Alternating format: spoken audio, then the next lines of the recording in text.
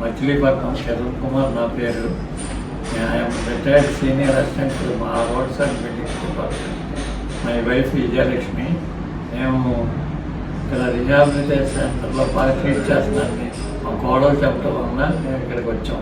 ముందు నేను మెట్ల మీద పడిపోయినప్పుడు హెడ్కి అంత దెబ్బతగిలి బ్రెయిన్లో బ్లడ్ క్లాట్ అయింది.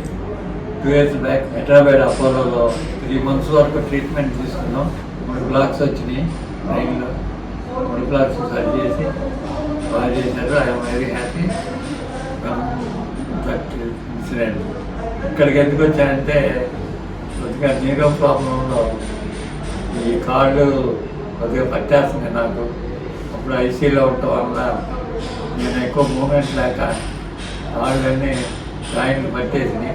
వాకింగ్ చేయలేకపోయినా ముందు వాకింగ్ చేసేవాడిని.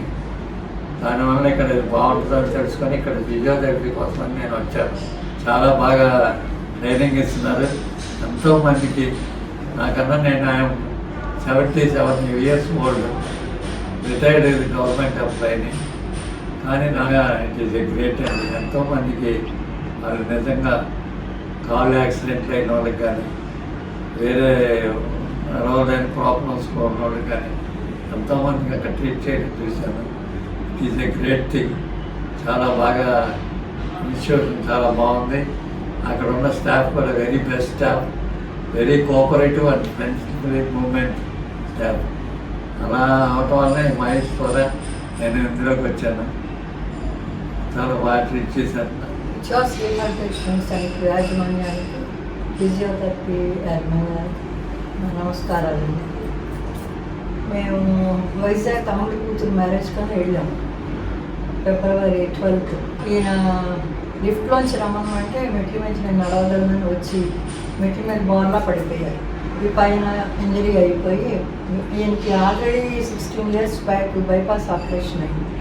ఎకోస్ప్రిన్ వాడటం వల్ల ఓవర్ బ్లీడింగ్ అన్నమాట. అప్పుడు వెంటనే ఎమర్జెన్సీకి తీసుకెళ్ళిపోయారు. అక్కడ దగ్గర వాళ్ళు వెంటనే సీటీ అవన్నీ చేసి ఈ బ్లడ్ అంతా వెళ్ళిపోయి బ్రెయిన్లో క్లాట్ అయిపోయింది. ఇమీడియట్ బ్రెయిన్ ఆపరేషన్ అన్నారు. అప్పుడు అన్నయ్య వాళ్ళ అల్లుడు హరిలో అపోలోలో తను చేసి దుబాయ్ వెళ్ళిపోయాడు, హైదరాబాద్ అపోలోలో. అప్పుడు ఆయన చేస్తారు, అది కూడా సక్సెస్. అయితే 6 months అయిన తర్వాత దానికి సైడ్ ఎఫెక్ట్లు వస్తాయని మాకు తెలియదు. చిన్న బ్లీడింగ్ మొదలైంది ఎన్ఎస్ నుంచి. అప్పుడు కోవిడ్ టైం చాలా ఆ మందులు అవి వాడతా 4 రోజులు అలాగే డ్రాగన్ అయిపోయింది. అప్పుడు మళ్ళీ అపోలోకి ఫోన్ చేసి ఇలాగుంది నా పరిస్థితి అంటే, కోవిడ్ డాక్టర్కి వచ్చింది, లీవ్ పెట్టున్నారు, మీరు నియరెస్ట్లో ఎక్కడైనా వెళ్ళండి అంటే విజయవాడ హరిణి హాస్పిటల్కి వెళ్ళాము. అక్కడ 3 నెలలు ఇద్దరం వెళ్తా వస్తూ ఉండేవాళ్ళం. ఒక 2 days ఉండి చేస్తే ఆయనేమో రెక్టంలో చేయలే. సార్ ఇంకా బ్లీడింగ్ వస్తుందంటే అవుతున్నప్పుడల్లా బ్లడ్ ఎక్కించుకోండి అనేవాడు ఆయన.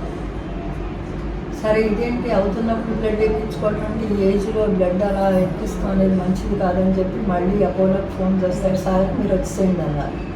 అప్పుడు ఈయన నేను కలిసి మళ్ళీ వచ్చాం హైదరాబాద్. వస్తే ఆయన అన్నారు, ఎవరు చెప్పింది మీకు రెక్టంలో చేయకూడదు అని బ్యాగ్ పెయిన్ వస్తుంది, ఏ డాక్టర్ కూడా చేయడానికి ముందుకు రారు అని అన్నారు. నేను చేస్తాను, మానిటర్లో మీరు చూసుకోండి, రెక్టం అంతా క్లియర్ చేస్తాను, అక్కడ వెళ్ళి స్టాగ్నేట్ అయిపోయింది అని చెప్పి చేశారు. ఇచ్చి అసలు బ్లీడింగ్ లేదు. ఎప్పుడైనా రేర్గా ఒక 1 or 2 drops వస్తూ ఉండేదన్నమాట.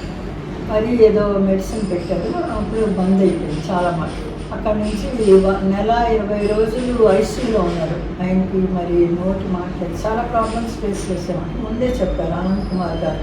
మా సైడ్ ఎఫెక్ట్కి బోల్డ్ వస్తాయమ్మా, ఎందుకంటే బైపాస్ అయిన సార్కి అంటే ఏం పర్వాలేదండి, నా దేవుడు గొప్ప దేవుడు అండి, చేస్తాడు, ఎన్నిట్లోంచి బయటకు తీసుకొస్తాడని. వాళ్ళందరూ కూడా మీ కాన్ఫిడెన్స్ బాగుందమ్మా.